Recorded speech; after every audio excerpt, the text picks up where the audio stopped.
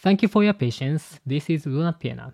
Today I'll be offering an in-depth analysis of Kuzan's cover Bible card from a native Japanese perspective. Yeah, this Bible card. My favorite Bible card in this season. And this goes a bit deeper than the information commonly found online, so I hope it helps you get even more out of reading One Piece. For those interested, I also compiled a detailed translation and explanation of this Bible card in an article on my page. Yeah, my Patreon page. It's available for free for a limited time. I don't know when until when. So be sure to check it out soon if you are interested or curious about it. Recently, even other creators sharing One Piece content have been stopping by my site. So if you are someone who share One Piece info, feel free to use these insights as a reference. Anyway, startup is Blackbeard. This Bible card finally revealed that Blackbeard's birthplace is Shadeport. Yeah, Shadeport. The word shade usually refers as a certain that blocks light and creates shadows. Yeah, if you search for it in Japanese, you'll get images that reflect this meaning. It's likely that his ability to control darkness played a role in choosing this name as a port's name, but there's also a good chance that his very birth is somehow tied to darkness itself. In one of my videos, I discussed the theory that Blackbeard might be a descendant of a Davy Jones. Yeah, the legendary figure known for the living in the depths of the Dark Sea. His birth in the place named Shade could be connected to this idea. Another thing that stands out about Blackbeard's Bible card is that we still don't have any mention of him possessing Conqueror's Haki. One simple explanation is that there haven't been any clear depiction of Blackbeard using Conqueror's Haki in the manga so far, so the Bible card simply doesn't reflect it. But there's another way to look at it. Yeah, it's a personal opinion, but maybe he just doesn't have natural ability for Conqueror's Haki, which could be why he's so obsessed with gathering devil fruits instead. According to Kaido, Haki surpass all. Haki は全てを凌駕する. But Blackbeard, despite lacking talent for Haki, might be trying to conquer the world by fully using the intellect, luck, and devil fruit powers and anything else he can get his hands on. One of the things that makes One Piece so interesting is how surprising battles can be due to the matchup between different devil fruit users, devil fruit abilities. Think about how weaker characters have held their own against overwhelming opponents like Magellan and Mr. 3, Enel and Luffy, and Mihawk and Buggy.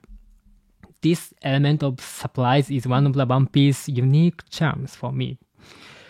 On the flip side, Haki can neutralize even overpowered abilities like Mag-Mag, Pika Pika, Hie Hie, etc., which is useful, but it can also make things too straightforward, turning every battle into simple who's got stronger Haki, stronger Conqueror Haki. This contest. Yeah, personally, I think it'd be very exciting if Blackbeard were one to break through this limitation. Next, let's talk about Kuzan. Yeah, the character you like. This Bible card revealed that he's from a Vespa Kingdom territory. Interestingly, Kuzan's character is modeled after Kudo Shunsaku. Yeah, I talked about a lot this character.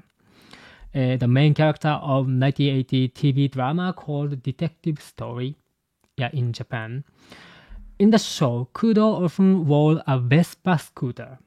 Yes, so it's likely that the kingdom name Vespa was inspired by this. One detail worth nothing is the word territory in Japanese, ryo, here. While it generally means territory in this context, it refers specifically to overseas territory.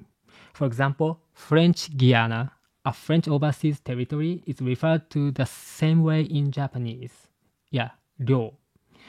This implies that the region where Kuzan was born might have been occupied by the Vespa kingdom in the past and remained an overseas territory of Vespa.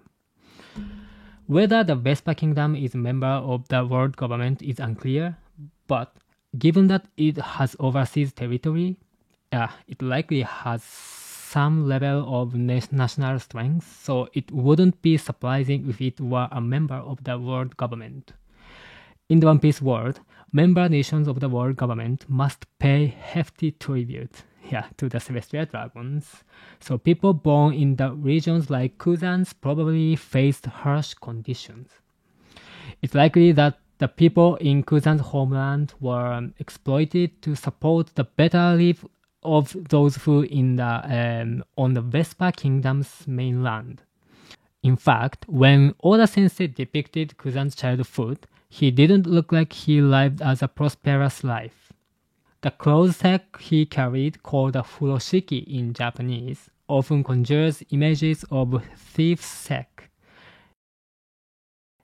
His homeland might have been a lawless area, much like the Grey Terminal in Goa Kingdom, possibly suffering from pirates' attack and other troubles.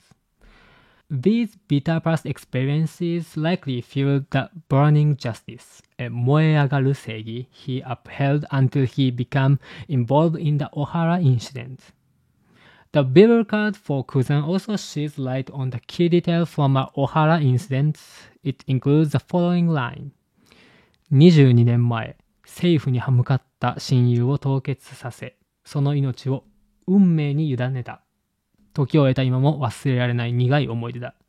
22 years ago, he froze a close friend who had defied the world government, leaving his fate up to chance. In Japanese, その命を運命に委ねた。Leaving his fate up to chance. Even now, it remains a bitter memory he can't forget. If this is true, then it seems that Soul indeed tried to escape from Ohara on his own. Kuzan didn't save him. Kuzan had frozen him, but with the island devastated by the bombardment of the Buster Call, the ice encasing Soul might eventually melted, allowing him to escape. By the way, Soul had built a raft in Ohara. Do you remember? Yes, after being caught in the Buster Call, he told Robin to use that raft to flee. However, Robin managed to escape Ohara on the boat that Kuzan had prepared for her. So since the raft remained in Ohara, it's likely that Soul used it to make his escape. Now, Koby. We've learned that Koby is from the Satsuruzo Okoku, Satsuru's kingdom in East Blue. In Japanese, Satsuruzo sounds like Satsuruzo. This is Satsuruzo, which roughly means, alright, let's go fishing. In fact, it was revealed in chapter 2 that Koby initially went out to sea for fishing, and the fishing is also his Koby. I'm sorry, not Koby, and it's also his hobby. So, the very reason he ended up on Alvida's ship ended up becoming the name of his home kingdom, Satsuruzo Kingdom. Personally, I'm looking forward to Koby and Alvida meeting again someday. Both Koby and Buggy have expressed a desire to join the race for the One Piece. And with Cross Guild putting bounties on Marines, it seems likely that the reunion isn't far off. If they do meet again, it wouldn't be surprising if Alvida makes it public that the hero Koby, AU Koby, was once a part of her pirate crew. As the world of One Piece unfolds, people might start questioning who they can really trust. Whether it's the world government, the Marines, or the pirates. It will come down to each person choosing what they believe in. I think this is a major theme in One Piece. Luffy, despite a pirate, has earned the trust of so many people, for example, Alabasta royal family and Dressrosa citizens. In the final arc, this theme of trust will likely be highlighted once more. Alright, returning to Kobe's Bible card, there's an interesting note. ある人はコビーを聖人と呼んだ。Someone once called Kobe a saint. The term 聖人, which means saint, generally describes someone who is like virtuous, noble, and an extremely figure for others to look up to. This term was also used by Vegapunk to describe Kuma, Bartholomew Kuma. Both Kobe and Kuma share a common trait. They are willing to sacrifice themselves to save others. What's interesting is that this same character for Sei, saintly virtue, is also used in the name of celestial dragons. Like Nerona Imusei, Charlos Sei, and Don Quixote Homing Sei, etc. Of course, many of them act in ways that are the complete opposite of what saintly implies. If you think about it, it could mean that Kobe, a true saint, is destined to bring down these false saints, the celestial dragons, in the future. Perhaps the true world will be rebuilt not by these fake saints, but by a real one like Kobe.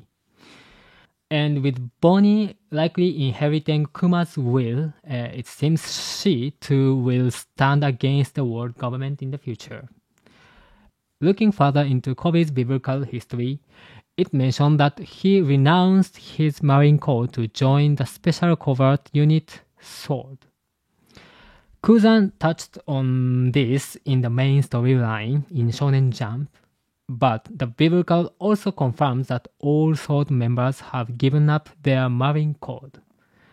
Interestingly, when SWORD members Kobe and their captain Drake were communicating through a Dendenmushi, they used a coded language. I received a question from my Patreon member about whether this code might mean Sengoku and Roshinante were also part of SWORD, as they also use similar code words in conversations. Yeah, it's certainly possible, but I personally think Roshinante wasn't a part of SWORD. As mentioned earlier, Sodo is for Marines who have renounced their marine code. But we know that Roshinante still had his marine code. Yeah, his marine code was 01746.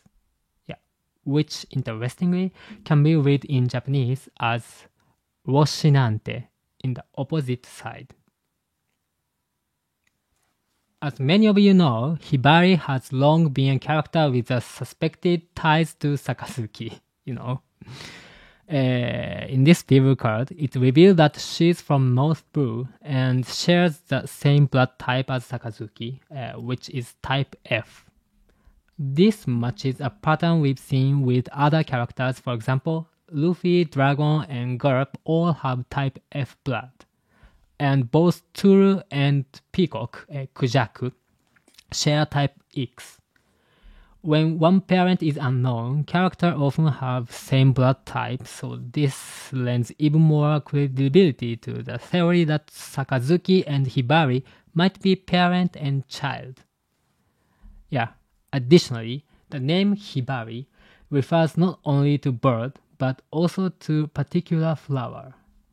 In Hiroshima Prefecture, there's a pink rose variety named Hibari. Yeah. Notably, Sakazuki speaks with a Hiroshima dialect. Yeah, and he wears a pink rose on his chest. Perhaps this flower holds a special meaning for him because it shares his beloved daughter's name. Yeah, incidentally, there was also a famous Japanese singer named Misora Hibari, who was known for her love of pink roses. And Prince Girls.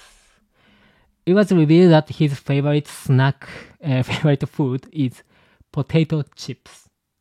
likely a nod to his name, which seems inspired by the popular brand Pringles. Pringles and Prince Goose. Yeah, as for his golems, there's an interesting note.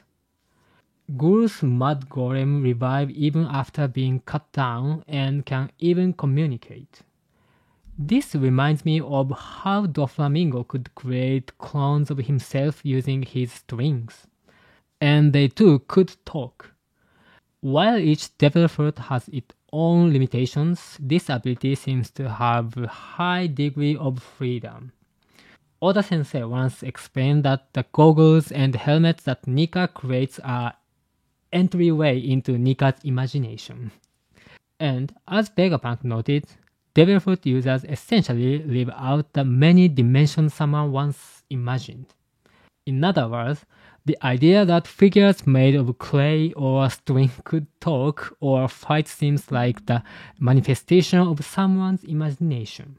Personally, I believe Doflamingo's and Luffy's ability became so versatile because their powers had awakened, granting them more freedom and the ability to make their ability closer to pure imagination. So I think there's a high chance that Gurusu's ability is also awakened. Now, Kujaku, peacock. Kujaku's grandmother, Tsuru, loves tea and Japanese sweets. In contrast, Kujaku's favorite food are juice and Western sweets. So, while their tastes are similar in essence, Kujaku's preference reflects a Western style, the opposite of Tsuru's traditional Japanese taste. In volume 110's SBS, Oda Sensei made this comment. クジャクとグルスは、ドレイクのちょい下の後輩になりますが、ほぼ同期のような関係です。クジャク and Gurus are just slightly junior to Drake, but they have a nearly peer-like relationship. I believe there's a reason Oda Sensei mentioned Drake here. It seems to hint at a connection between Drake and Kujaku. Yeah, do you remember in the chapter 1117, Kujaku says, 体調の回復も順調だよ。一人になりたいって。Captain's recovery is going well. He said he wants to be alone. And on the next page, we see Drake's hospital room with an empty chair nearby, as if someone had been sitting there. Yeah, it seems likely that Kujaku has been by his side, taking care of him. I don't know what was she taking care. Anyway, incidentally, Kujaku's zodiac sign is Virgo. Yeah, Virgo. Despite her sadistic personality, she might have a softer, more straightforward side when it comes to Drake. How do you think about it? Now let's discuss Garp, our Garp. It's now confirmed that like Sengoku, Garp also possesses Conqueror's Haki. This makes sense, especially considering his comment during the Paramount War when Luffy unleashed Conqueror's Haki. やはり持って生まれたか. So he was born with it after all. I also mentioned in Elon Next that Garp's birthplace is listed as East Blue Goa Kingdom. Yeah. Generally, birthplace, 出身地, refers to the location where someone was actually born. For instance, Bonnie's Bible card initially said she was from South Blue because she was growing in Soviet Kingdom. But when the story hinted she was born in Marijoa, her birthplace was updated to Marijoa on the Bible card. What's interesting here is that although both Dragon and Garp are listed as being from the Goa Kingdom, Luffy's birthplace is specifically noted as Fuchsia Village, East Blue. Yeah, this suggests that while Garp and Dragon were indeed born in the Goa Kingdom, it wasn't necessarily in Fuchsia Village. It's possible they were born in the capital or a more central part of Goa Kingdom. And it's now clear that Garp's sense of justice is 俺の正義, my justice. In other words, he follows what he believes is right, regardless of external authority. Whether it was teaming up with Roger to take down the Rocks pirate at God Valley, or raising Roger's son by entrusting him to mountain bandits, Garp's actions have always been driven by his own convictions rather than loyalty to the world government. A particularly memorable moment is during the mission to rescue Kobe on Hachinosu, where he mentioned, "Justice will prevail." 正義は勝つ. Here's my personal interpretation of this statement. I don't think 正義, justice, here refers to the Marines per se. Instead, it means that true justice is the courage to fully believe in oneself. At that time, Kobe and the other SWORD members were panicking under Pizarro's attacks. Garp forcefully gives them an each order, helping Kobe steel himself to destroy Pizarro's massive arm and protect their warship. It reminds me of the famous quote from Zeph. No matter how many weapons you arm yourself with, nothing beats a spear when you are dead set on it. Yeah, in other words, real strength comes from unwavering self-belief. And that's the core of my justice, 俺の正義. This interpretation also reflects the essence of the chapter titled The Last Lesson, 最後の授業. Yeah, it's not simply about leaving the elder behind while only younger generation survives.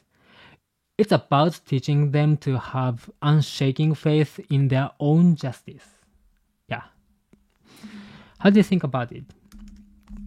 I like this justice, Garp's justice, my justice, 俺の正義. And additionally, Garp's biblical includes this note.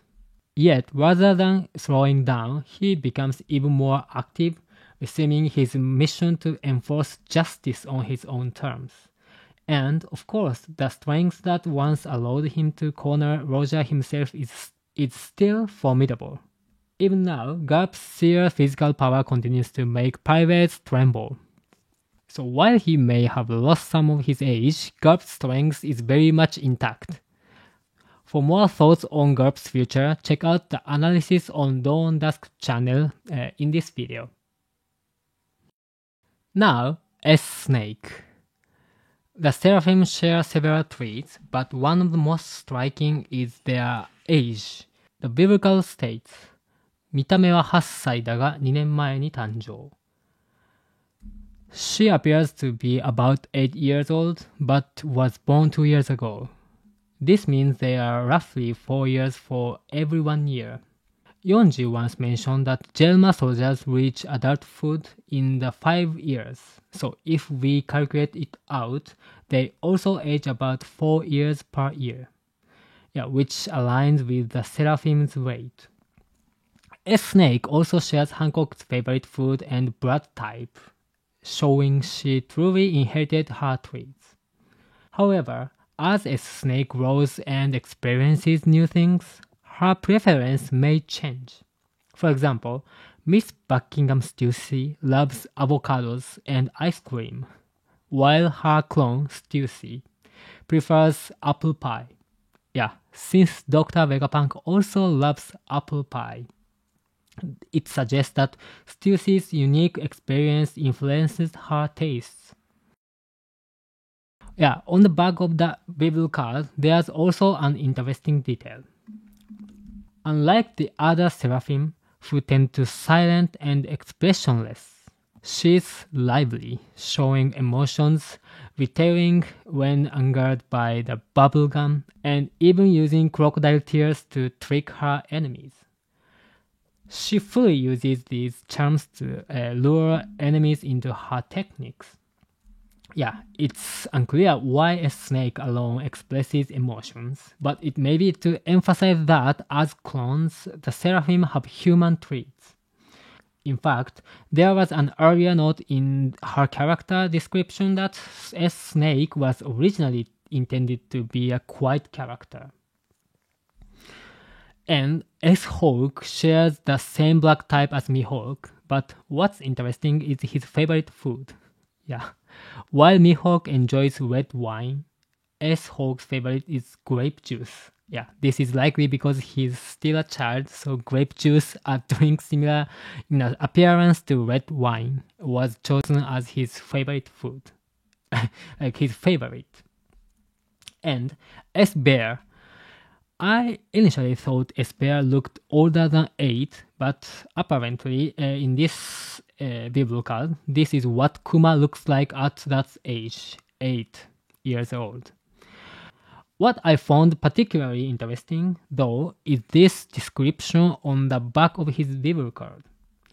Its body, reinforced with the durability traits of Lunarian race, is combined with the powerful lineage of extinct Buccaneer race, adding a matched physical religions. Vegapunk has a keen interest in Kuma's robust body. Yeah, and personally I believe this toughness could be linked to Kuma's having giant blood. Yeah, for a deeper dive into why giants have such strong bodies, I also covered it in detail in the video, so feel free to check it out on my channel Dawn Dusk. Finally, let's take a look at Borsalino. His favorite food are miso ramen, ginger, and bananas. Yeah, it's well known that Borsalino's character is modeled after the actor Tanaka Kunie, famous for his role in the show From the North Country. In Japanese, Kita no Kuni Kara. Have you ever heard? Given this, it's likely that Borsalino's origin is also North Blue, as a literal nod to the show's title, Kita no Kuni Kara, From the North Country. His love for miso ramen likely ties back to this as well, since From the North Country is set in Hokkaido, a place famous for its miso ramen. There's even famous scene in the show where Tanaka Kunie's character visited a ramen shop, delivering one of the series' most iconic lines. 子供がまだ食べてるでしょうが。子供がまだ食ってる途中でしょうが。Hey, the kids are still eating, you know. The word しょうが、子供がまだ食べているでしょうが。Yes, at the end of this phrase is famously used as a catchphrase by this character. Interestingly, しょうが. This しょうが also means ginger, yeah, which happened to be another of Borsalino's favorite food. Even in One Piece, Borsalino uses the catchphrase style. When Luffy asked why he wanted to kill the Apple Old Man, Ringo no Ossan, which means Vegapunk, he responded with 殺してわけねえでしょうが. Yeah, it's not like I want to kill him, you know. And in volume 110's SBS, a fan asked Oda Sensei who gave Luffy food, and he responded with an interesting answer. In chapter 1103, Luffy suddenly starts eating. Who could have responded to his prayer? Mehi. Was it Sanji or Frankie, who were nearby, or perhaps Kizaru or Sentomaru? Yet no one seems to notice. In other words, the action was carried out the speed of light, too fast for anyone to see. I don't know either. The speed of light. Yeah, at that time, both Sanji and Vegapunk were immobilized due to the some ability of Saturns, and Sentomaru was captured by world government officials, leaving only one person who could have delivered food to Luffy the speed of light. Yeah, this makes it about 99% certain that Borsalino was one who brought Luffy his meal. Yeah, let's look at scenes around this moment. As Luffy is at his limit and mutters, Mehi, yeah, Borsalino appears to be down for the count, but right after Luffy eating, we see Borsalino standing up again. So why would he do that? It's clear this was driven by his inner conflict. As an admiral, Borsalino was tasked with killing Vegapunk and was born to complete this mission. However, during the mission, he saw Bonnie in Saturn's grasp, about to be killed. Borsalino has memories of happy times spent with Bonnie, Sentomaru, and Vegapunk, so on a personal level, he wanted to save her. But as an admiral, he couldn't directly intervene. The only way to help her while maintaining his duty was to bet on Luffy. Yeah, in his Egghead mission, Borsalino inflicted critical damage on Vegapunk, which Saturn witnessed and reported to the other Gorosei, allowing Borsalino to protect his position as admiral. At Ohara, Kuzan helped Robin directly, but in the Egghead incident, Borsalino indirectly helped Bonnie and Sentomaru by giving food to Luffy. Unlike Kuzan, who eventually left the Marines, it seems Borsalino will stay in the Marines, but will always be wrestling with this internal struggle.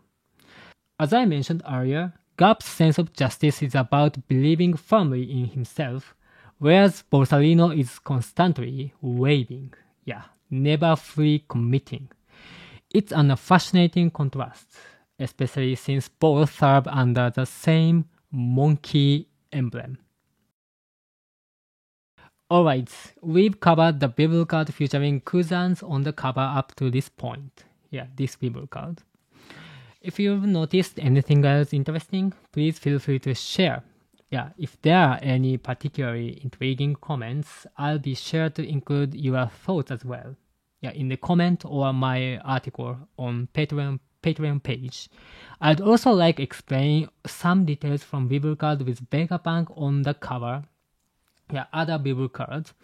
But for now, that article is only available to members. If this video reaches over, 1,000, 1,000 likes, I'll make the article on the Vegapunk's Bible card for free for everyone and create a video about it too.